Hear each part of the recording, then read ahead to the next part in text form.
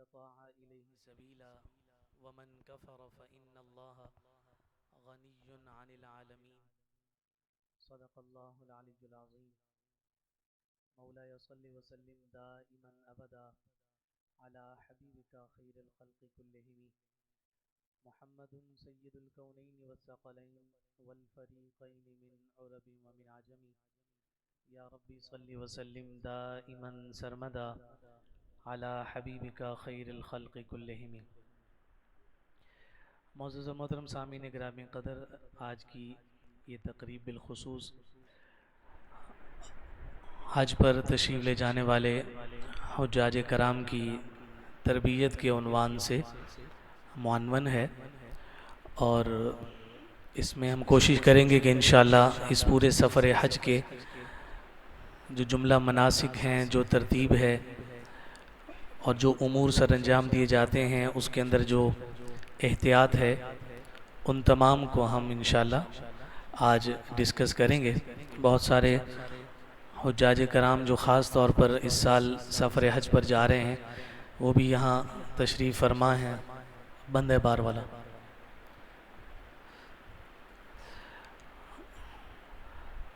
وہ بھی تشریف فرمائے ہیں، اور باقی بھی بہت سارے احباب اور حضرات یہاں موجود ہیں کہ جو اسی شوق کے ساتھ کہ دین کے علم کو سیکھا جائے اور ان حج کے مسائل میں دلچسپی رکھتے ہوئے یہاں تشریف لائے ہیں، اور انشاءاللہ باقی حجاج کرام اور جو مہمان ہیں وہ بھی عن قریب ہمارے ساتھ آہستہ آہستہ شریک ہوتے جائیں گے۔ تو عشاء کی اذان تک جتنا ہمارا یہ سلسلہ کور ہو گیا تو وہاں ہم اسے موقوف کر دیں گے، اور پھر اس کے بعد نماز کے متصل بعد جو ہمارا رہ جائے گا تو اسے ہم کوشش کریں گے کہ 10 بجے تک انشاءاللہ ہم اسے وائنڈ اپ کریں۔ ممکن ہے کہ 10-15 منٹ اوپر نیچے ہو جائیں، چونکہ جب ہم تفصیل میں نکلتے ہیں تو بہت ساری باتیں ایسی ہوتی ہیں کہ جن کو مزید ایلوبریٹ کرنے اور واضح کرنے کی حاجت اور ضرورت پیش آتی ہے۔ سب سے پہلے یہ جو سفر حج ہے، اس سفر حج کی جب ہم بات کرتے ہیں تو بنیادی طور پر اس کا جو اصطلاحی معنی ہے حج کا، وہ یہ ہے کہ مخصوص شرائط کے ساتھ وقوف عرفہ اور طواف الزیارہ، اسے حج کہا جاتا ہے۔ کچھ شرائط ہیں کہ جن شرائط کو پورا کرنے کے ساتھ اگر کوئی عرفات کے میدان میں مخصوص وقت میں ٹھہر جاتا ہے اور ساتھ طواف الزیارہ کرتا ہے جو اس کی مخصوص اوقات ہیں، تو اس کے مطابق جو ہے وہ اس حج کی فرضیت کو پا لیتا ہے۔ اور جس میں یہ مخصوص شرائط پائی جاتی ہیں تو اس کے ساتھ کبھی اس حج کا جو شرعی حکم ہے وہ فرض ہوتا ہے، کبھی جو ہے اس کو سنت کا درجہ حاصل ہوتا ہے، اور کبھی جو ہے اسے نفل کا درجہ دیا جاتا ہے۔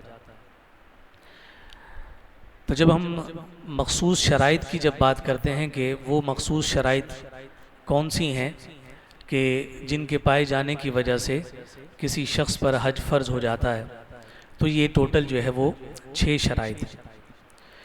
ایک وقت میں اگر یہ 6 شرائط کسی شخص کے اندر پائی جائیں تو اس پر اس سال کا جو حج ہے وہ فرض ہو جاتا ہے۔ اب وہ 6 شرائط کیا ہیں؟ ان میں سے پہلی کہ وہ مسلمان ہو، دوسرا یہ کہ وہ بالغ ہو، تیسرا یہ کہ وہ عاقل ہو، چوتھا یہ کہ وہ تندرست ہو جسمانی طور پر اور بینا ہو، آنکھ والا ہو، چھٹا یہ کہ آزاد ہو، اور جو 5واں ہے جو اہم ہے کہ اخراجات سفر کا مالک ہو، اور اگر وہ کسی گھر کا کفیل ہے تو وہ واپسی تک ان کے لیے نان نفقہ کا انتظام کرنے والا ہو۔ یعنی اس سے مراد اتنا مال ہے کہ اگر کوئی شخص حج پر جا رہا ہے تو اس کے گھر سے نکلنے سے لے کر کعبۃ اللہ پہنچنے تک جملہ مناسک کو ادا کرنے، پھر وہاں جتنے دن اس کا قیام ہے اس تمام قیام، اور اس قیام کے بعد واپس پاکستان اپنے گھر آنے تک جتنے بھی لوازمات ہیں، ضروریات ہیں، اخراجات ہیں، ان تمام کے اخراجات کو پورا کرنے کی اس میں استطاعت ہو، اور پھر اس کے ساتھ ساتھ اگر وہ کسی شخص کا اور گھر کے افراد کا اگر وہ کفیل ہے تو خود تو جا رہا ہے لیکن پیچھے جن کی کفالت اس کے ذمہ ہے تو ان کے اخراجات کا بھی وہ مالک ہو.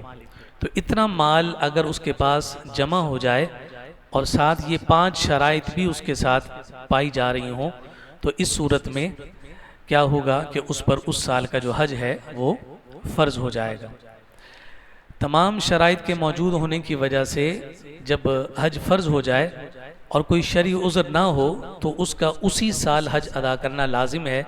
اس میں جو تاخیر کی جائے گی اس میں وہ گناہگار ہوگا.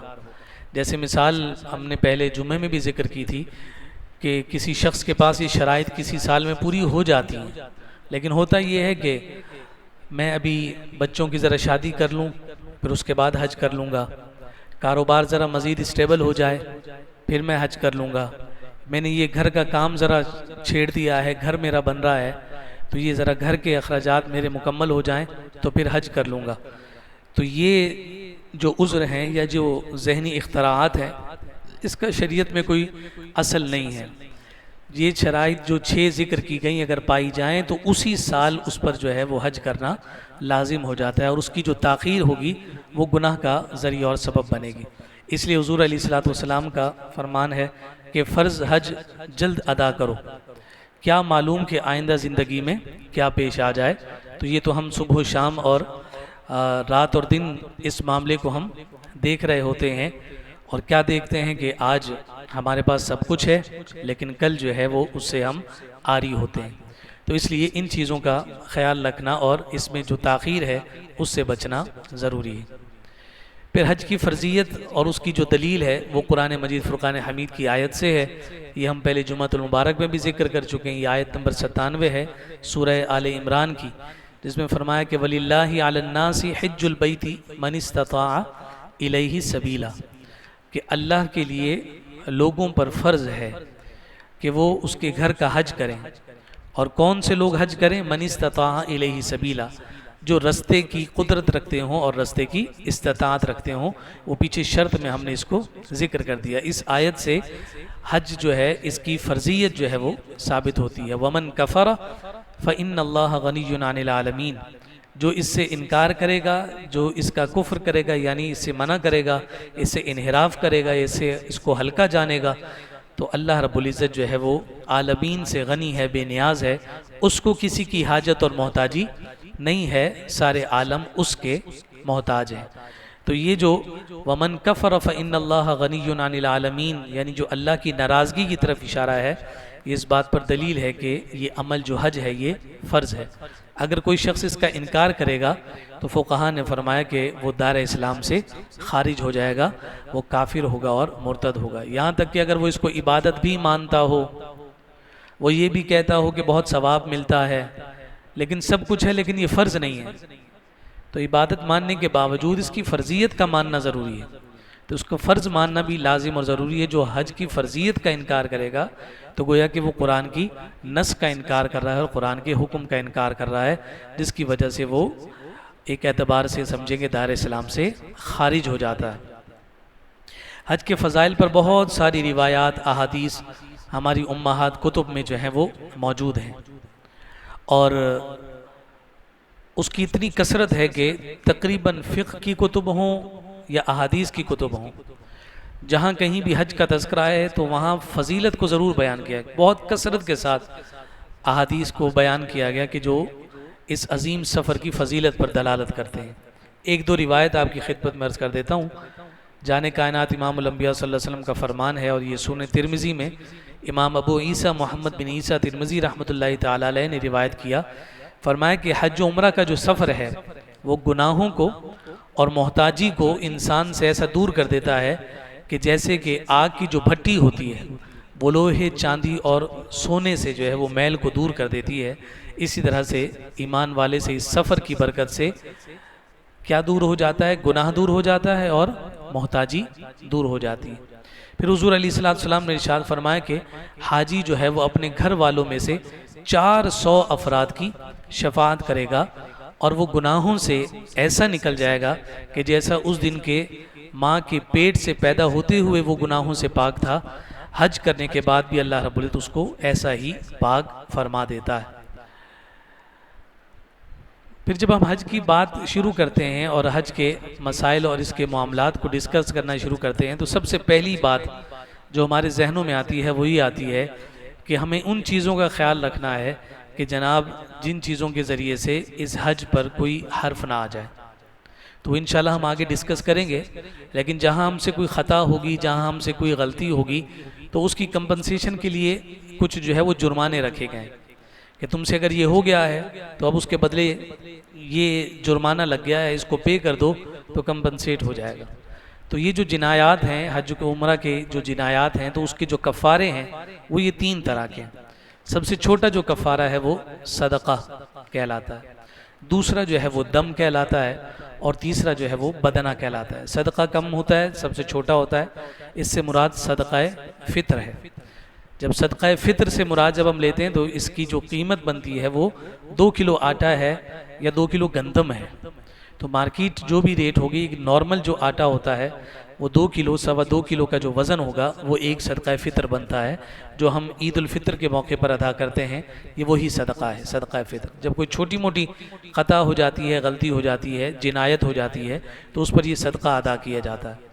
اس کے بعد دم ہے۔ دم سے مراد چھوٹا جانور ہے، یعنی جیسے بکرا بکری ہے، اسی طرح سے بھیڑ وغیرہ ہے، یا پھر بڑے جانور کا ایک حصہ، جیسے ہم قربانی میں بھی رکھتے ہیں کہ بڑے جانور کا ایک حصہ یہ چھوٹے جانور کے برابر ہوتا ہے، تو اس کو دم کہا جاتا ہے۔ اگر کوئی صدقہ کے مقابلے میں کوئی بڑا جرم کرے گا تو اس پر دم لازم آئے گا، اس کی بھی آگے ہم انشاءاللہ تفصیل ذکر کریں گے۔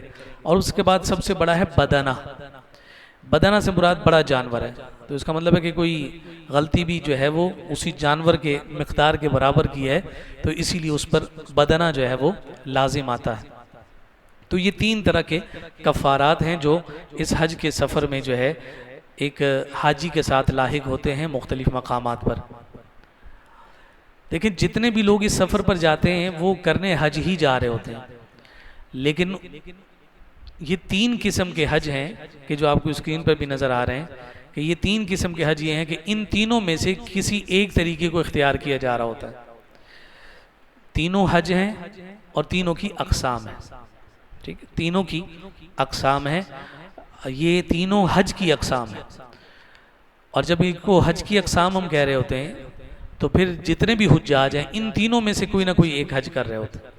لیکن جو عمومی طور پر میقات سے باہر سے لوگ آتے ہیں، جیسے ہم پاکستان سے جا رہے ہیں تو ہم میقات کے باہر کے رہنے والے لوگ ہیں، تو میجورٹی جو پاکستان سے جا رہی ہوتی ہے تو ان میں سے اکثریت، یعنی اگر 90% کہا جائے تو غلط نہیں ہوگا، تو یہ حج تمتع کرتے ہیں۔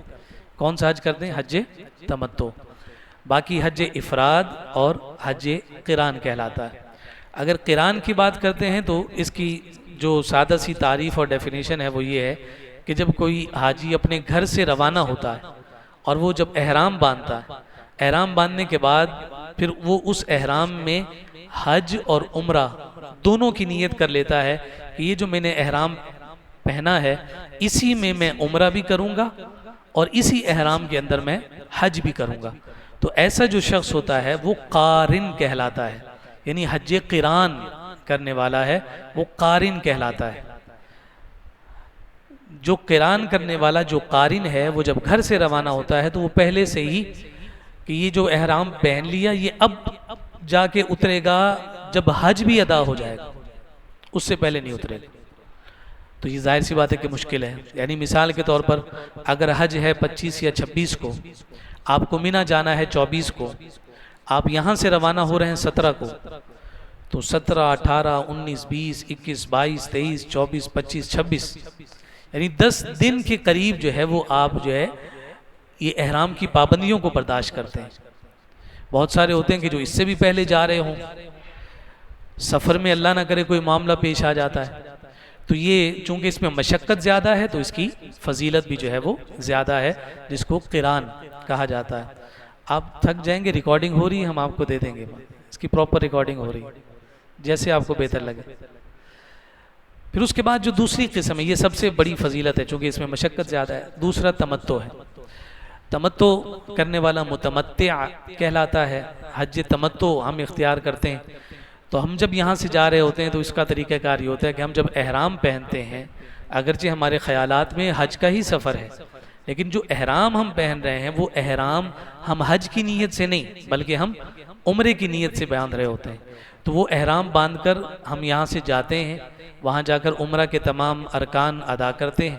ان ارکان کی ادائیگی کے متصل بعد جو ہے ہم اپنے احرام کو کھول دیتے ہیں. پھر ہمارے پاس 5 دن ہوں، 4 دن ہوں، 8 دن ہوں، 12 دن ہوں، جتنے بھی دن ہوتے ہیں ہم ان دنوں میں جو ہے وہ گھومتے پھرتے ہیں، دیگر عبادت ریاضت میں عام لباس میں کرتے ہیں. لیکن پھر جیسے ہی حج کے ایام شروع ہونے لگتے ہیں، 7 کی رات یا 8 کی صبح کو جو ہے ہم وہ احرام دوبارہ پہنتے ہیں اور اب ہم حج کی نیت الگ سے کر رہے ہوتے ہیں. اور پھر اس احرام کو باندھ کر ہم مناسک حج کی ادائیگی کو جاتے ہیں. تو یہ حج تمتع کہلاتا ہے. تو وہ تمام مناسک کی ادائیگی کے بعد حج کے احرام کو کھولتے ہیں. تو یہ دونوں الگ الگ ہو جاتے ہیں، تو اس لیے اس کو حج تمتع کہا جاتا ہے. اور ہم اس کو زیادہ بریفلی ڈسکس کریں گے اور اس کو تفصیل میں بیان کریں گے تاکہ جو مسائل ہمارے ساتھ درپیش ہوں ہم اس کو زیادہ سیکھ سکیں. تیسری جو قسم ہے وہ افراد کی ہے. اس میں عمرے کو حج کے ساتھ جوڑا نہیں جاتا جیسے قران میں جوڑا جا رہا تھا. اس افراد میں جو ہے وہ صرف اور صرف حج کے لیے احرام باندھا جاتا ہے. یعنی مثال اس کی یوں ہی ہے کہ کوئی شخص مثال ہے کہ یہیں سے وہ نیت کرتا ہے کہ میں حج افراد کر رہا ہوں اور 22 تاریخ ہے، وہ یہاں سے روانہ ہوا، اس نے حج افراد کی نیت کی. جیسے ہم پہلے جا کے ڈائریکٹ عمرہ کرتے ہیں تو حج افراد کرنے والے کو ڈائریکٹ جا کر عمرہ نہیں کرنا ہوتا، تو وہ جا کے جو ہے وہ طواف قدوم کرتا ہے. وہ اس پر واجب ہوتا ہے، طواف قدوم وہ جا کر کرتا ہے، صرف عمرہ مکمل نہیں ہوتا. ایک حج افراد کرنے والے وہ لوگ ہوتے ہیں جو میقات سے باہر سے آتے ہیں. جیسے ہم میں سے کوئی اگر چاہے گا تو وہ جا کے یہ طواف قدوم کرے گا. اور ایک حج افراد کرنے والے وہ لوگ ہوتے ہیں جو عین مکہ، شہر مکہ کے رہنے والے لوگ ہوتے ہیں. اگر وہ حج کرنے لگیں گے تو ان پر یہ طواف قدوم بھی نہیں ہوتا. ٹھیک ہے. تو اس حج افراد میں جو یعنی یوں سمجھیے کہ رعایت ملتی ہے، وہ رعایت یہ ملتی ہے کہ اس حج افراد میں قربانی نہیں ہوتی.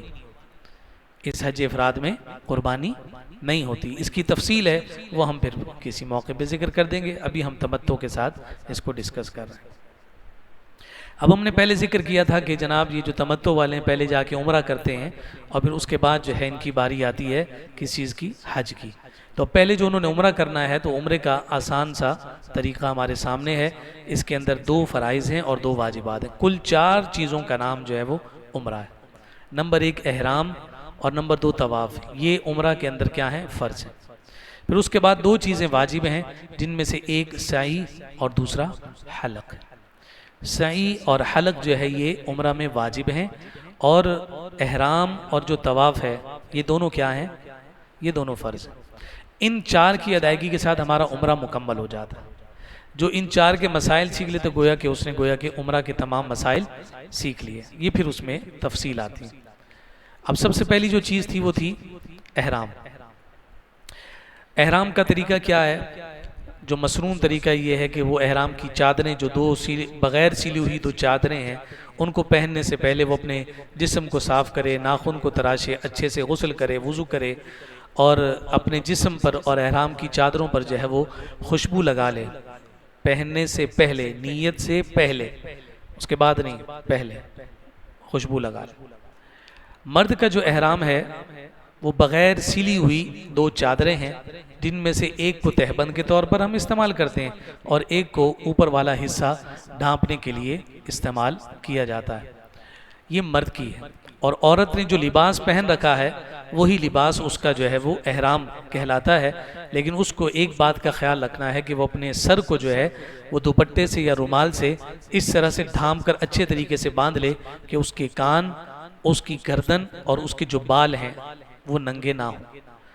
گردن، اس کے کان اور اس کے بال اچھے طریقے سے ڈھانپ لے وہ کپڑا، اور ایسے باندھا جائے کہ اس کا جو چہرہ ہے اس کے چہرے پر کسی قسم کے حصے پر جو ہے وہ کپڑا نہ ہو، یعنی نقاب کپڑا اس کے چہرے پر نہ لگتا ہو.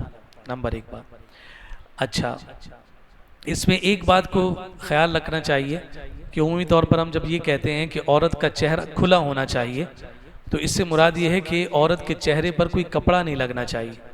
تو ایسی خواتین کے جو یعنی اپنی مستقل زندگی میں نقاب کا انتظام اور اہتمام کرتی ہیں تو پھر وہ ایسی سر پر اپنی کوئی کیپ پہن لیں اور اس کیپ کے آگے جو ہے وہ کپڑے کو ڈال دیں. تو کپڑا جو آگے سے لٹکا ہوگا تو اس سے ان کا نقاب بھی ہو جائے گا اور جو چہرہ کھلا رکھنا ہے اس پر بھی ان کا عمل ہو جاتا ہے. ٹھیک ہے. وگرنہ جو ہمارا یہ ٹکیا ہے چہرے کی اس کا کھلا رکھنا مرد اور عورت دونوں کے لیے ضروری ہے کہ اس پر کپڑے سے کوئی چیز کسی چیز کے ذریعے سے اس کو ڈھانپا نہ جائے. پھر وضو کے وقت جو ہے وہ عورتوں کے لیے خاص طور پہ کہ جب وضو کی ان کو حاجت اور ضرورت ہوگی تو اب وہ اتنے اہتمام سے باندھا ہوا ہوتا ہے تو خواتین کبھی کبھی جو ہے اس میں تساہل برتتی ہیں یا کمزوری دکھاتی ہیں کہ کہاں اتاروں پھر باندھنا پڑے گا تو وہ اسی کے اوپر مسح کرتے ہوئے نظر آتی ہیں. تو اس طرح سے مسح ادا نہیں ہوتا.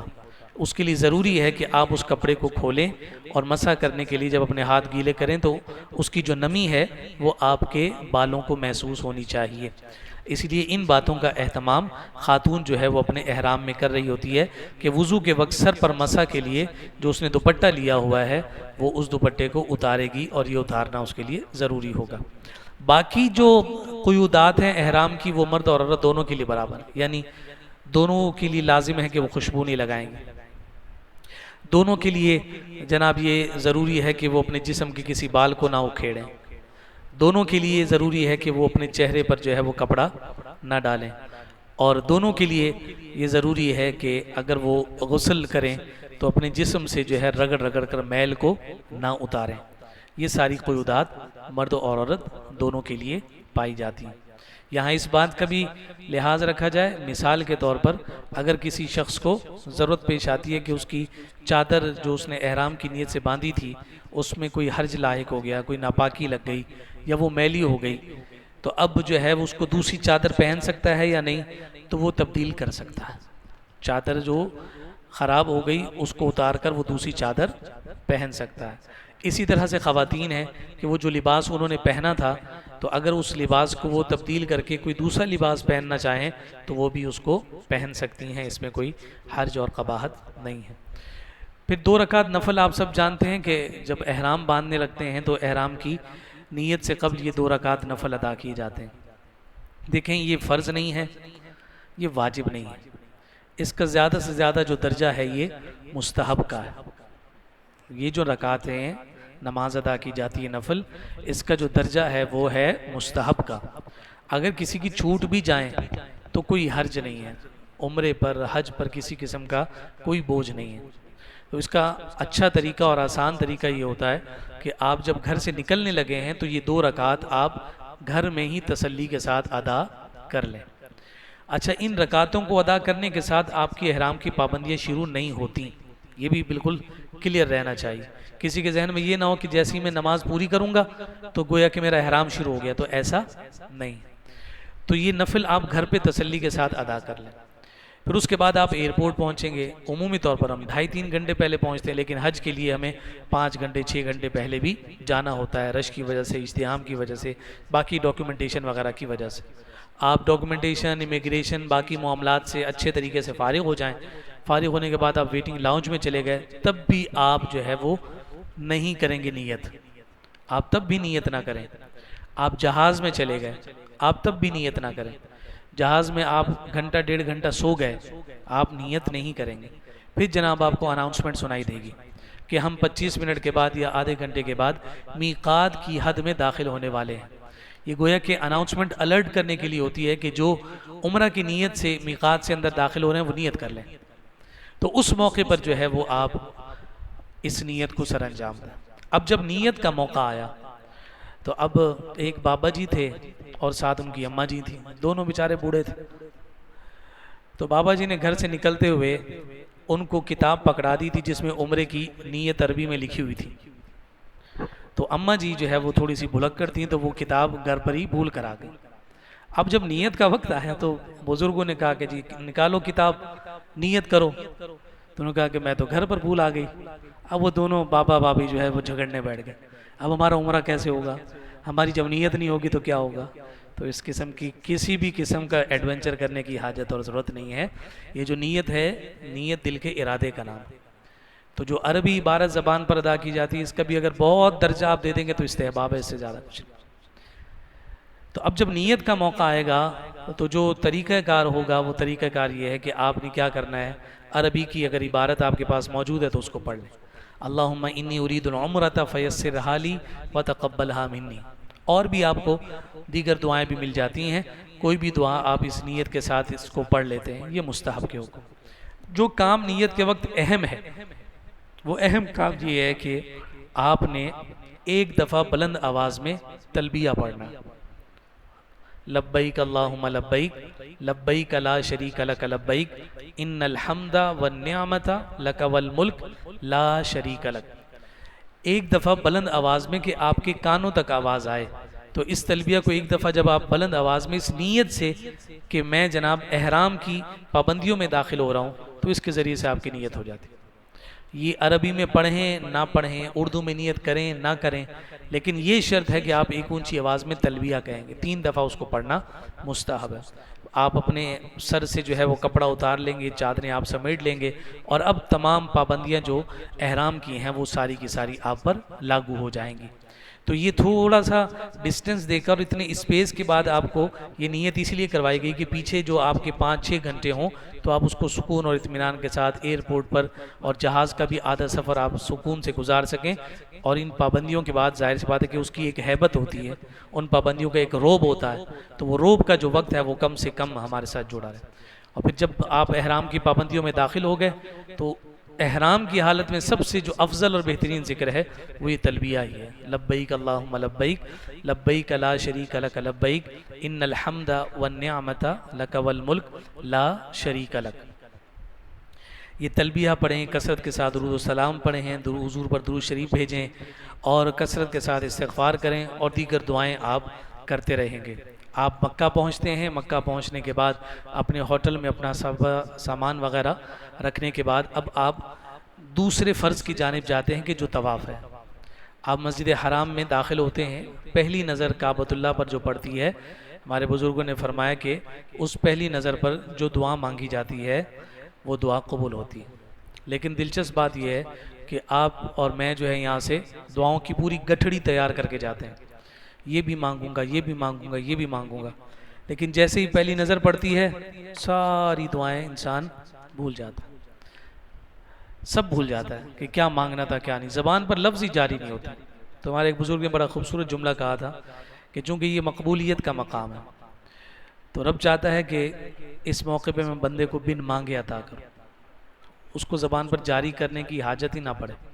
وہ جو خیال لے کر آیا ہے، جو ارادے بناتا ہوا آ گیا ہے، ہم اس کے سارے ارادے اس کے اور اس کے سارے خیالات کو آج پائے تکمیل تک پہنچا دیں. تو پہلی نظر کعبۃ اللہ پر پڑھتے ہوئے جتنی دعائیں یاد ہوں، جتنی دعائیں مانگ سکتے ہوں مانگیں سکون اطمینان کے ساتھ، اور پھر اس کے بعد ہم نے طواف کی جانب جانا ہے. یہ ذہن نشین رہے کہ جتنے بھی مناسک ہیں ہمارے حج کے یا عمرہ کے، ان تمام میں ایک عبادت جو طواف کی ہے، چاہے وہ طواف زیارت ہو، نفلی طواف ہو، طواف قدوم ہو، طواف وداع ہو، یا عمرے کا طواف ہو، کوئی بھی طواف ہو، اس طواف کے لیے وضو ضروری ہے. باقی جتنے بھی ہمارے مناسک ہیں گنتے چلے جائیں. صفا مروہ کی سعی، وقوف مزدلفہ، رمی جمرات، وقوف عرفہ، یہ تمام کے تمام جو ہیں جو مناسک ادا کی جاتا ہے ان میں وضو ضروری نہیں ہے، لیکن جو طواف ہے اس کے لیے وضو فرض ہے. یہ مسئلہ میں نے کیوں عرض کیا؟ یہ اس لیے عرض کیا کہ ہماری وہ خواتین، ہماری جو مائیں بہنیں جو اپنے مخصوص ایام میں یہ حج کے دن گزار رہی ہوتی ہیں، تو وہ تمام حج کے مناسک بالکل سکون اور اطمینان کے ساتھ گزاریں گی، احرام کی پابندیوں کے ساتھ. جو روٹین ہے ان کی دنوں کی وہ اسی اعتبار سے گزاریں گی، ان پر کسی قسم کا کوئی حرج نہیں ہے. یعنی عرفات کے میدان میں ہیں تو اگر یہ مخصوص ایام اپنے گھر میں آتے ہیں تو کیا کرتی ہیں؟ نماز کو چھوڑ دیتی ہیں. تو عرفات کے میدان میں بھی ان کو نمازوں کی ایک شرعی اجازت ہے. اب وہ کیا کریں گی؟ وہاں ذکر کریں گی، وہاں دعا کریں گی. جو عام اپنی روٹین میں ان دنوں کو گزارتی ہیں اسی طرح سے عرفہ کے میدان میں گزارتی ہیں، اسی طرح سے وقوف مزدلفہ ہے، اسی طرح سے رمی جمرات، تینوں دن کی رمی جمرات جو ہے وہ یعنی بغیر وضو کے ہو سکتی ہے، یعنی مرد کے لیے بغیر وضو، اور اگر خاتون جو ہے وہ اس پابندی میں ہو تو ان تمام امور کو وہ سر انجام دے گی، اس میں کسی قسم کی بھی جو ہے وہ اس پر کوئی جنایت، کوئی جرمانہ یا کسی قسم کا کوئی کفارہ اس پر لازم نہیں ہوتا۔ تو طواف کے لیے جو ہے وہ وضو شرط ہے۔ تو مرد حضرات کی جو دو چادریں تھیں، تو ایک تو انہوں نے تہبند باندھ رکھا تھا، اور دوسری چادر جو ہے وہ اپنے داہنے کندھے کو برہنہ کرتے ہوئے نیچے کی سمت سے چادر کو کھینچ کر الٹے کندھے پر ڈال دیں گی، اور ڈال دیں گے مرد حضرات، اور پھر حجر اسود کے محاذی آ کر اس کے برابر میں آ کر اب استلام کے ذریعے سے وہ اپنے طواف کا آغاز کریں گے۔ استلام کیا ہے؟ دونوں ہاتھوں کو کانوں کی لو تک اٹھانا، اور جناب حجر اسود کی جانب ہتھیلیوں کا رخ کر کے گویا کہ آپ نے حجر اسود کو ہاتھ لگایا ہے، اور پھر اپنی ہتھیلیوں کو چوم لینا، یہ استلام کہلاتا ہے۔ طواف شروع کرنا استقبال کے ساتھ ہوتا ہے، استقبال کے ساتھ، استقبال کا مطلب بوسہ، جو ہم کہتے ہیں کہ ابہامین کا استقبال یعنی انگوٹھوں کا چومنا، تو اسی طرح سے استقبال سے حجر اسود سے طواف شروع ہوتا ہے، لیکن چونکہ بھیڑ اور ازدحام اتنا زیادہ ہوتا ہے کہ وہ بوسہ لینا اور استقبال کرنا پاسبل نہیں ہوتا، تو اس کا جو دوسرا جو ایلیمنٹ ہوتا ہے یا آپشن ہوتا ہے وہ یہ ہوتا ہے کہ آپ کے پاس کوئی چھڑی ہو تو اس چھڑی کو آپ حجر اسود کو لگائیں اور پھر اس چھڑی کو آپ چوم لیں، یہ بھی اب پاسبل نہیں ہوتا۔ تو اب تیسری چیز یہ استلام ہے کہ دور ہی سے گویا تصور ہے کہ یہ میرے ہاتھ لگے، اور اپنے ہتھیلیوں کو چوم کر یہ استلام کیا، بسم اللہ والحمدللہ واللہ اکبر والصلاة والسلام علی رسول اللہ، ان کلمات کو اپنی زبان پر ادا کرنا ہے، اور اینٹی کلاک وائز ہم اپنے اس طواف کا آغاز کر دیتے ہیں۔ طواف کا یہ سلسلہ ہم نے شروع کیا، پہلا طواف، پہلا چکر اور ایک استلام، دوسرا چکر، دوسرا استلام، 7 چکر پورے ہوئے تو 7 چکر پورے ہونے پر استلام کے ذریعے سے ہی طواف کو ختم کریں گے۔ تو اب اس کا مطلب کیا ہوا کہ 7 چکر اور 8 استلام، ٹھیک ہے، 7 چکر اور 8 اس میں استلام آئیں گے، یہ ہمارا طواف جو ہے یہ مکمل ہو گیا۔ شروع کے جو 3 چکر ہوتے ہیں ان 3 چکروں میں جو ہے وہ رمل کیا جاتا ہے، رمل، یہ جو کندھا ہم نے یعنی برہنہ کیا تھا اس کو اضطباء کہتے ہیں، اضطباء یہاں پیچھے لکھا ہوا تھا، یہ پہلی لائن میں آپ دیکھیں گے اسے اضطباء کہتے ہیں، اور یہ سنت ہے، ٹھیک ہے، یہ اضطباء۔ ایک اور جو اصطلاح طواف کے ساتھ ہے وہ رمل ہے۔ رمل کیا ہے؟ اکڑ کر چلنا۔ ٹوٹل 7 چکروں میں سے بنیادی ابتدائی جو 3 چکر ہیں اس میں جو اکڑ کر چلنا ہے، یعنی قدم چھوٹا رکھنا اور کندھوں کو اچکانا اس طرح سے، اور یہ انداز ہوتا ہے ایک تفاخر کے ساتھ چلنا، یعنی آپ اپنے سینے کو چوڑا کر کے چھوٹے قدم رکھ کے آپ بڑے وقار، متانت اور روب اور دبدبے کے ساتھ آپ چلنا چاہ رہے ہوتے ہیں، تو اس کو رمل کہتے ہیں۔ اس کی وجہ تسمیہ آپ حضرات بخوبی جانتے ہیں کہ فتح مکہ کے بعد مکہ کے رہنے والے افراد نے کہا تھا دیکھو مدینہ جا کے کمزور ہو گئے ہو، تمہارے چہرے بھی جو ہے نا وہ کمزور سے لگتے ہیں، جسمانی طور پر بھی جو ہے وہ تمہارا وزن گر گیا ہے۔ تو حضور کو جب پتہ چلا تو حضور نے فرمایا کہ ان کے سامنے اکڑ کر اور جو ہے وہ اپنے جسم کو توانا دکھاتے ہوئے چکر لگاؤ، تو حضور نے یہ رمل فرمایا صحابہ کے ساتھ مل کر، تو وہ سنت جو ہے وہ آج بھی اسی طرح سے جاری ہے۔ زمین پر کہیں بھی اکڑ کر نہیں چل سکتے، کہیں پہ بھی نہیں چل سکتے، لیکن وہاں پر چلنا ہے، اس لیے چلنا ہے کہ حضور چلیں۔ تو یہ میں بات واضح ہوتی ہے کہ عبادت وہی ہے کہ جو حضور نے فرمائی، اصل عبادت وہ ہے کہ جو حضور کے طریقے پر ہے۔ یہ حضرت ابو دجانہ رضی اللہ تعالیٰ عنہ جو ہے احد کے میدان میں حضور نے تلوار دی تھی، فرمایا کہ اس کا حق کون دے گا؟ تو حضرت ابو دجانہ نے پوچھا کہ اس کا حق کیا ہے؟ تو جانے کائنات صلی اللہ علیہ وسلم نے فرمایا کہ اس کا حق یہ ہے کہ اس سے اتنا جدال کیا جائے، اس سے دشمن کو اتنا مارا جائے کہ اس کی جو دھار ہے وہ ٹوٹ جائے، اس پہ دندانے پڑ جائیں، ناقابل استعمال ہو جائے۔ تو حضرت ابو دجانہ فرماتے ہیں کہ یا رسول اللہ مجھے دیجئے، میں اس کا حق ادا کروں، یعنی میں دشمن پر اس کو اتنا چلاؤں گا۔ جب آپ کو وہ تلوار ملی تو پھر آپ اکڑ کر چلنے لگے، تلوار کو اپنے ہاتھ میں لے کے اکڑ کر چلنے لگے، تو حضور نے ان کو دیکھا تو مسکرائے اور فرمایا کہ اس کا حق بنتا ہے کہ یہ اکڑ کر چلے کہ اس کے ہاتھ میں مجھ مصطفیٰ کی تلوار ہے، اور پھر انہوں نے اس کا حق بھی ادا کی۔ تو یہ رمل ہے جو شروع کے 3 جو ہے وہ چکروں میں کیا جاتا ہے۔ پھر اس کے بعد مستجاب کا مقام ہے جو رکن یمانی اور حجر اسود، جب ہم چکر لگا کے آخری دیوار پہ ہم پہنچتے ہیں، آخری جو دیوار ہے، یعنی آخری دیوار سے مراد سیدھے ہاتھ پر حجر اسود ہوتا ہے اور الٹے ہاتھ پر رکن یمانی، یہ جو چیز ہے اس کو مستجاب کہا جاتا ہے، مستجاب۔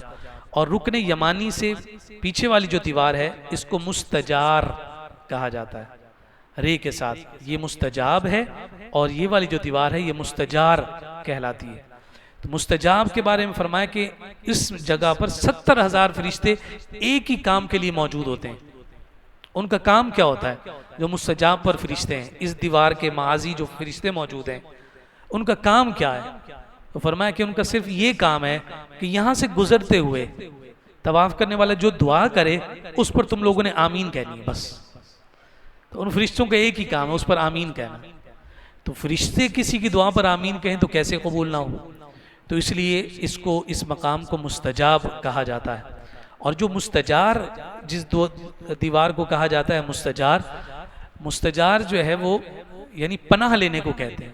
یہ زمانہ قدیم میں بھی یہ روایت تھی کہ جناب کوئی شخص جو ہے جب دیکھ لیتا تھا کہ اب تو مجھے مار پڑی ہی پڑی، اب تو جناب دشمن مجھ پر غالب آ جائے گا، اب میں ان کا مقابلہ نہیں کر سکتا، تو وہ کیا کرتا تھا؟ وہ آ کر اس مستجار والی دیوار کے پردے میں چھپ جاتا تھا۔ تو جو ادھر آ جاتا تھا تو پھر بڑے سے بڑا دشمن بھی اس مقام کا حیا کرتے ہوئے معاف کر دیتا کہ اس نے اللہ کے گھر کی پناہ لے لی ہے، اس کی دیوار میں پناہ لے لی، تو یہ مستجار کہلاتا ہے۔ اس لیے آج بھی آپ دیکھتے ہیں کہ اس مقام پر جو ہے وہ لوگ چمٹ کر جو ہے وہ اللہ سے معافی اور استغفار طلب کر رہے ہوتے ہیں۔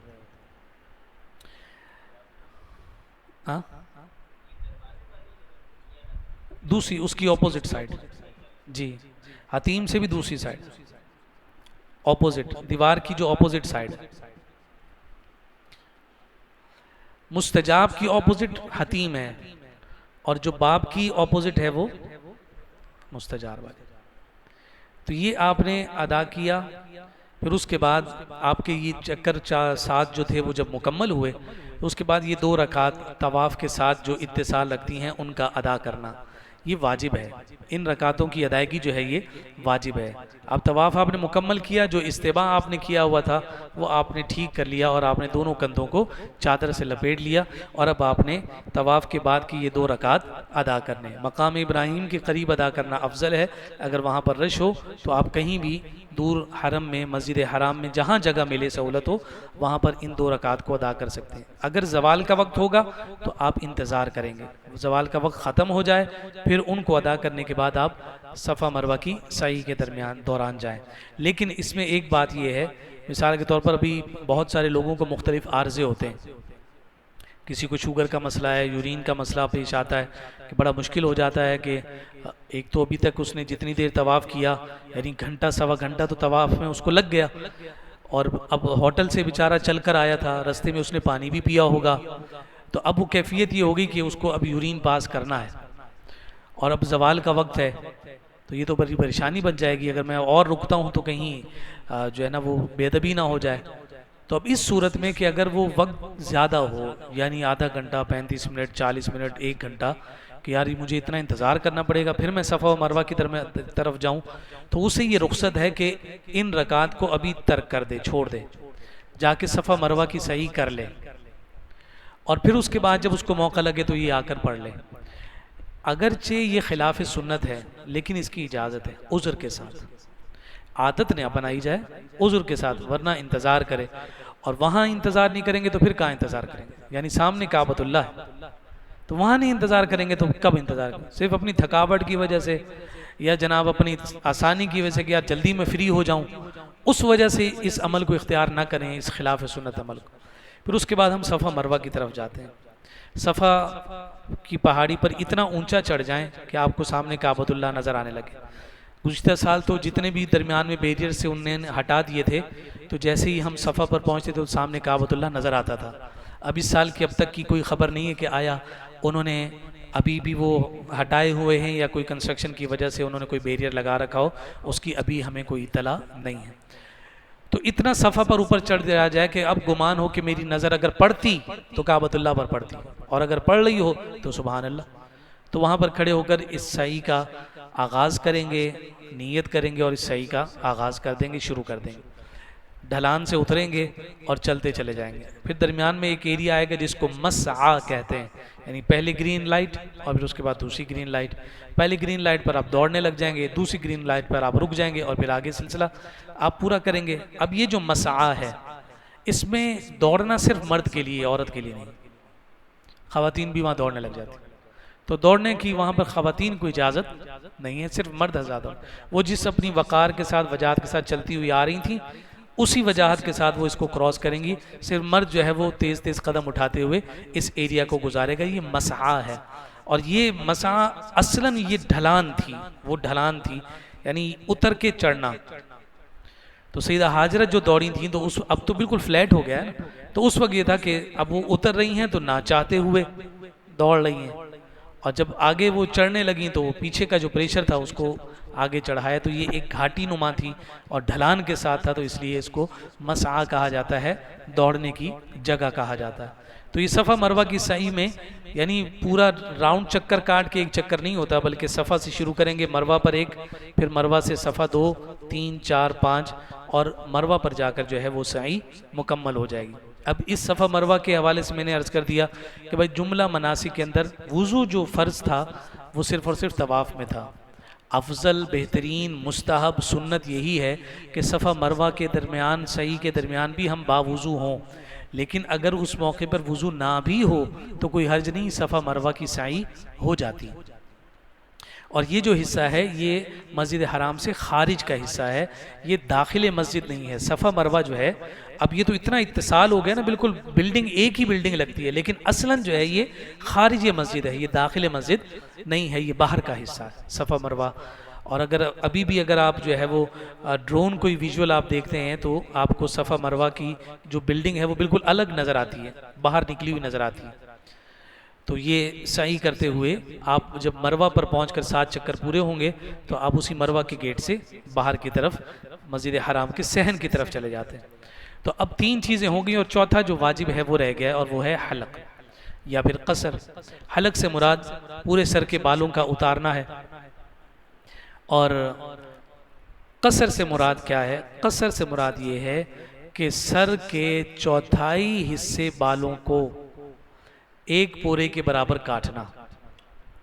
یعنی اس کی آسان مثال یوں ہے کہ ہم نے سر کے 4 حصے کیے، یہ 2 حصوں میں تقسیم ہوا، ادھر اور ادھر، اور درمیان سے آپ نے کاٹا تو 1 2 3 4، یہ 4 حصے ہو۔ اب ان 4 حصوں میں سے ایک پورے حصے کو آپ نے لیا اور اس حصے میں جتنے بال تھے ان تمام بالوں کو ایک ایک پورے کے برابر کاٹا، تو یہ قصر پورا ہوا۔ اب یہ تو ہمارے لیے پاسبل نہیں ہے نا کہ ہم 4 حصے کریں، ایک سائڈ سے کٹوا دیں، باقی سائڈوں سے بڑھے رہیں، وہ ویسے ہی ہم کارٹون لگنے لگ جائیں گے، تو یہ تو ویسے ہی نہیں کیا جاتا۔ تو یہ جو شرعی حکم ہے کہ چوتھائی سر کے بالوں کا ایک پورے کے برابر کٹنا۔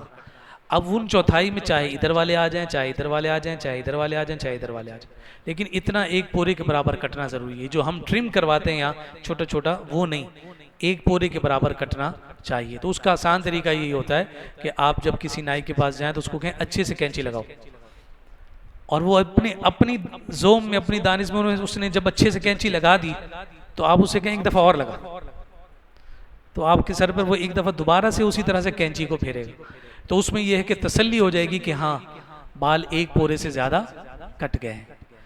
ٹھیک ہے، اچھا اب اس میں ایک بات کا خیال رکھنا یہ ضروری ہے کہ جب آپ مروہ سے نکلتے ہیں تو ابھی گورنمنٹ نے جو ہے وہاں پہ فیسیلیٹیٹ کرنے کے لیے کچھ کیاسک بنائے ہوئے ہیں، اور کچھ موبائل جو ہے نا باربر شاپس ہیں وہاں پر، تو ایک تو وہ بغیر چارج کے آپ کا قصر کرتے ہیں، قصر تو کرتے نہیں، حلق تو کرتے نہیں، صرف قصر کرتے ہیں، اور قصر بھی وہ اپنے مطابق کرتے ہیں۔ اور وہ کیا کرتے ہیں، کینچی لی، ادھر سے تھوڑے سے کاٹے، ادھر سے تھوڑے کاٹے، آپ کا جناب انہوں نے وہ شاپر اتارا، کہا جاؤ بھائی۔ تو اس بات کا ذہن رہے کہ ہمارے ہاں یہ قصر نہیں ہوتا، آپ پر دم لازم آ جائے گا، 10 ریال بچانے کے چکر میں ان کے ہاتھ نہیں چڑھیے گا۔ آپ باقاعدہ اہتمام کے ساتھ جو باربر شاپس بنی ہوئی ہیں ان باربر شاپس میں جائیں، جا کے 10 ریال، 5 ریال، 12 ریال، 15 ریال جو بھی ہے تسلی کے ساتھ، اگر قصر کروانا ہے آپ نے تو آپ تسلی سے جا کے قصر کروائیں، وگرنہ حلق جو ہے وہ قصر کے مقابلے میں 3 درجے جو ہے وہ افضل ہے. ٹھیک ہے، تو جیسے ہی یہ قصر مکمل ہوا تو اس قصر کی ادائیگی کے ساتھ جو ہے وہ ہمارا جو عمرہ ہے وہ پائے تکمیل کو الحمدللہ پہنچ گیا. اب جب آپ نے کا عمرہ پائے تکمیل کو پہنچا تو آپ نے اپنا وہ احرام اتار دیا اور سادہ کپڑے آپ نے پہن لیے، احرام کی ساری پابندیاں ختم ہو گئی. اب آپ سکون اطمینان کے ساتھ جب تک حج کے دن نہیں آتے وہاں اپنی عبادت ریاضت میں آپ مشغول اور مصروف رہیں. ایک سوال کیا جاتا ہے اور وہ سوال یہ کیا جاتا ہے کہ اگر ایسی صورت ہو جائے کہ ہم صفا مروہ کی سعی کر لیں، اس کے بعد میں بھی معتمر، دانش بھائی بھی معتمر، تو ہم دونوں کا یہ ارادہ ہے کہ جناب ہم ادھر نہیں جاتے باربر شاپ کے پاس، تو ہم جو ہے نا ایک دوسرے کے بال جو ہے وہ خود ہی حلق کر دیتے ہیں، اس طرح پھیر دیتے ہیں، تو کیا یہ کر سکتے ہیں؟ چونکہ احرام کی حالت میں بال توڑنا منع تھا نا، تو اس وجہ سے سوال آتا ہے. اگر دونوں صحیح کر چکے ہیں، دونوں اگر صحیح کر چکے ہیں، اب دونوں کا ایک ہی کام رہ گیا ہے، تو اب ان دونوں افراد کو یہ رخصت اور اجازت ہوگی کہ وہ ایک دوسرے کے حلق کر دیں. اسی طرح سے خواتین ہیں، ٹھیک ہے، اور مرد حضرات ہیں، اگر ان کے جو محرم ہیں، شوہر ہیں، بیٹے ہیں، تو اگر وہ اپنے زوجہ کے یا اپنی والدہ کے جو ہے وہ قصر کرنا چاہیں تو اس حالت میں کہ ان کی بھی صحیح ہو گئی ہے اور آپ کی بھی صحیح ہو گئی ہے، تو آپ اس حالت میں ان کی جو ہے نا وہ قصر کر سکتے ہیں، جو بال ان کے کاٹنے ہوتے ہیں ایک بورے کے برابر.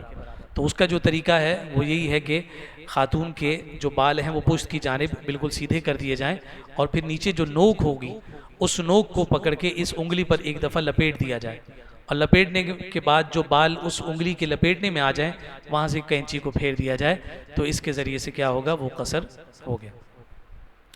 اب بہت ساری ہماری بہنوں کو یہ جو ہے نا وہ پریشانی رہتی ہے کہ 4-5 عمرے کیے تو یہ تو چوٹی کٹتے کٹتے جو ہے یہ بہت اوپر تک آ جائے گی، تو اب کیا کیا جائے؟ تو اب اس کا جو طریقہ ہوتا ہے، چونکہ وہ آپ کو یاد رہو 1/4 کا پورا قصر ہم نے کیا کہا تھا، 1/4 سر کا پورا، تو خاتون کے لیے بھی یہی ہے. تو اب اس میں یہ ہے کہ پہلے ایک طرف کا لے لیں، پھر اس کے بعد اگلی طرف کا لے لیں، پھر اس کے بعد اگلی طرف کا لے لیں، 2/3 والا لے لیں، پھر اس کے بعد 4/4 کا لے لیں. تو اس طرح سے جو ہے وہ ایک ہی طرف سے زیادہ بال اوپر نہیں اٹھیں گے اور وہ بیلنس رہیں گے. یہ پھر خواتین کا اپنے اعتبار سے جیسے وہ بہتر سمجھے، لیکن اتنے بال کو کہ وہ آپ کی انگلی پر لپٹ جائے اور پورے کے برابر ہو، اس کے کاٹنے سے وہ ان کا قصر ادا ہو جاتا ہے. یہاں تک ہم نے عمرے کے تمام مسائل اور معاملات کو ڈسکس کیا. گویا کہ اب آپ وہاں جتنے بھی دن رہیں، ان دنوں میں اگر آپ عمرہ کرنا چاہیں گے تو وہ آپ کے عمرے کی جو طریقہ کار ہوگا وہی ہوگا. اب آپ کو کیا کرنا ہوگا، آپ اپنے ہوٹل سے احرام لیں گے، مسجد عائشہ چلے جائیں گے، مسجد عائشہ جا کر جو ہے وہ آپ احرام باندھیں گے، 2 رکعت ادا کریں گے، اور 2 رکعت کی ادائیگی کے ساتھ نیت کا جو طریقہ میں نے آپ کو ذکر کیا تھا وہ نیت کریں گے، اور آپ جو ہے وہ مسجد حرام کی جانب چلے جائیں گے. آپ مسجد عائشہ پہنچے کسی زوال کے وقت، اب کیا کریں گے؟ مسجد عائشہ آپ پہنچے ہیں، زوال کا وقت ہے، کیا کریں گے؟ احرام باندھیں گے اور آ جائیں گے. ہم نے آپ کو پہلے ذکر کیا کہ یہ جو نوافل ہیں یہ فرض یا واجب کے درجے میں نہیں ہیں. احرام باندھیں گے، جو طریقہ ہے یعنی تلبیہ اونچی آواز میں کہا، نیت ہو گئی، اور اب آپ مسجد حرام میں آ گئے. مسجد حرام میں آئے وہی طریقہ، پہلے طواف کریں گے، صفا مروہ کی صحیح کریں گے، اور پھر اس کے بعد آپ حلق کروا دیں.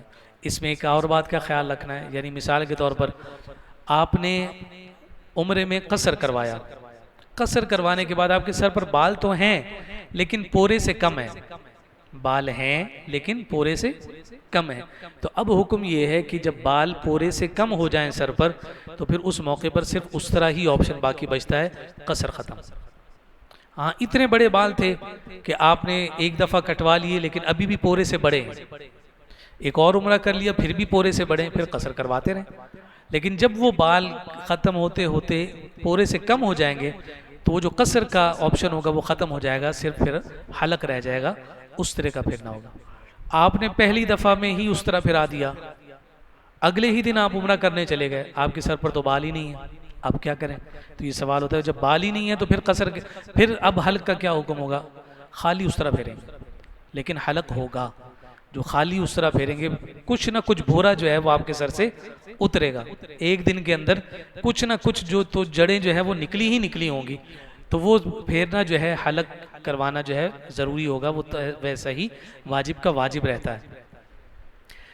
اب جو ہے وہ حج کی طرف جب ہم آتے ہیں تو حج کے مناسک کی جب ہم بات کرنے لگتے ہیں، جیسے ہم نے 4 چیزیں وہاں گنوائی تھیں عمرے میں، اسی طرح سے یہاں حج میں کل 9 چیزوں کا جان لینا آپ کے حج کو مکمل آسان بنا دے۔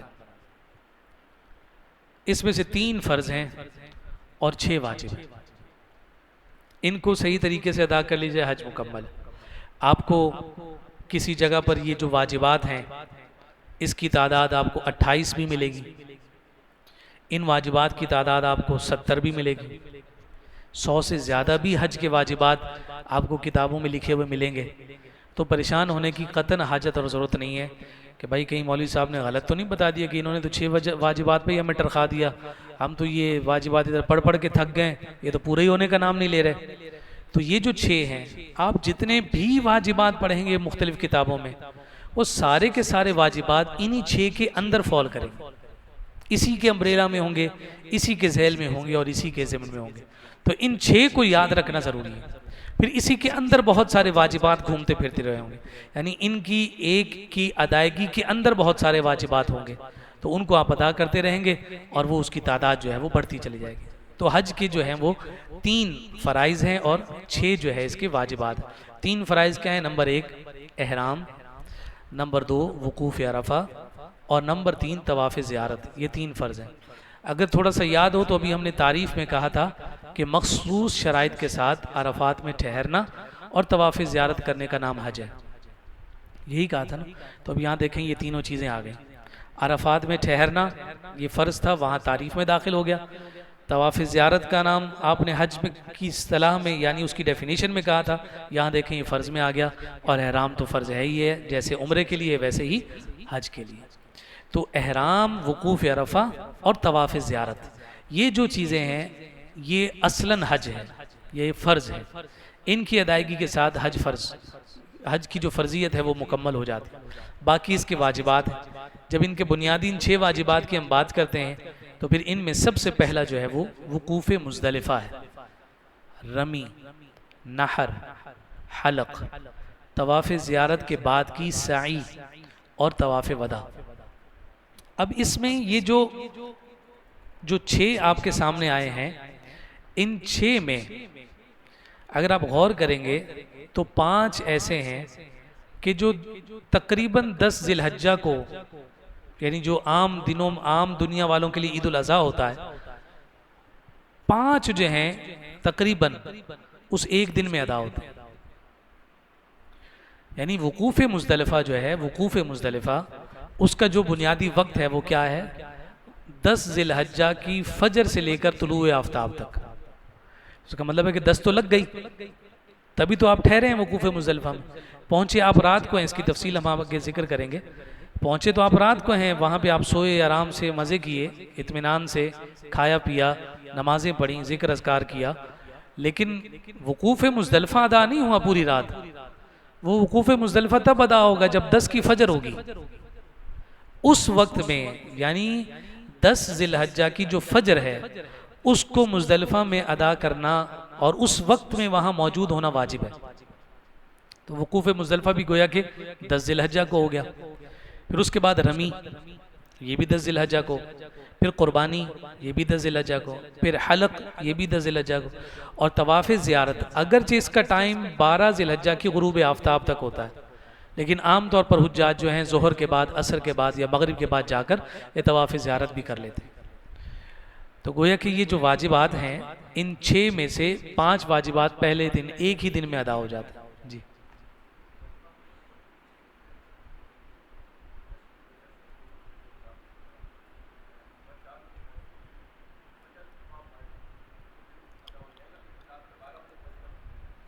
ہاں، اسی کا میں عرض کر رہا ہوں کہ وہ رات، مثال کے طور پر وہ رات 8 بجے پہنچ گئے، 8 بجے پہنچ گئے 4 بجے وہ چلے گئے. ان کا یہ 6 گھنٹے 8 گھنٹے ٹھہرنا ان کے کسی کام کا نہیں، اس لیے کہ یہ وقت وقوف مزدلفہ کا نہیں تھا. یہ آپ کو یاد ہوگا کہ ہم نے ایک دفعہ جمعے میں بھی ایک بات ذکر کی تھی کہ عرب میں یہ رواج تھا کہ وہ یہ مزدلفہ میں پڑاؤ نہیں ڈالتے تھے، نکل جاتے تھے. تو حضور نے جب حج فرمایا تو آقا کائنات صلی اللہ علیہ وآلہ وسلم نے یہاں پڑاؤ کیا. تو لوگوں نے اس کی یا رسول اللہ ہمیں چلنا چاہیے کہ آپ تو سرداروں میں سردار ہیں، تو یہاں تو صرف جو غریب نادار مفلس لوگ ہوتے ہیں وہی ٹھہرتے ہیں، باقی چلے جاتے ہیں. تو حضور نے فرمایا کہ نہیں، اس کو رکنا ہے، یہاں وقوف کرنا ہے. اور پھر یہ وقوف بھی حضور نے پھر ایسے ہی نہیں چھوڑ دیا کہ بھئی تھوڑی دیر ٹھہر کر نکل جانا.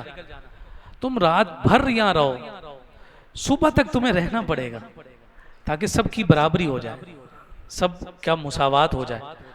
تو اس لیے یہ جو وقوف مزدلفہ ہے اس کا جو اصل وقت ہے وہ صبح کا وقت ہے، یعنی صبح صادق سے لے کر طلوع آفتاب تک کا وقت ہے. تو رات کے اوقات میں جب بھی آپ پہنچیں گے تو جو معمولات ہیں وہ سر انجام دیں گے، لیکن یہ واجب کی ادائیگی جو ہے یہ فجر کے وقت کے ساتھ ہوگی. تو اب یہ جو 6 واجبات ہیں ان 6 میں سے 5 ایک ہی دن میں ادا ہو جاتے ہیں، اور ایک پھر باقی رہ جاتا ہے کہ جو طواف وداع ہے. اس کے لیے آپ کے پاس ٹائم ہی ٹائم ہے. جب تک آپ مکہ میں موجود ہیں آپ طواف زیارت کے بعد کبھی بھی حرم جائیں گے اور جا کر طواف کر لیں گے تو وہ طواف جو ہے آپ کا طواف وداع ہوگا، اور وہ طواف وداع جو ہے وہ واجب آپ کا ادا ہو جائے گا. یہ 3 فرض اور 6 واجبات ذکر کر دیے: احرام، وقوف عرفہ، طواف زیارت، اور پھر 6 واجبات میں وقوف مزدلفہ، رمی، نحر، حلق، طواف زیارت کے بعد کی سعی اور طواف وداع. تو یہ مکمل حج ہے. اس کی تفصیل انشاءاللہ ہم نماز کے بعد ذکر کرتے ہیں. اللہ نے چاہا تو انشاءاللہ ابھی تھوڑا سا وقفہ لے لیں گے، اور پھر نماز کے بعد سنن و نوافل کی ادائیگی کے بعد پھر انشاءاللہ ہم بیٹھک کرتے ہیں. یہ بھی ادا ہو جائے گا، اور پھر تھوڑا سا اختصاراً حاضری مدینہ کے حوالے سے بھی چند گزارشات آپ کی گوش گزار کریں گے. اللہ رب العزت عمل کی توفیق عطا فرمائے.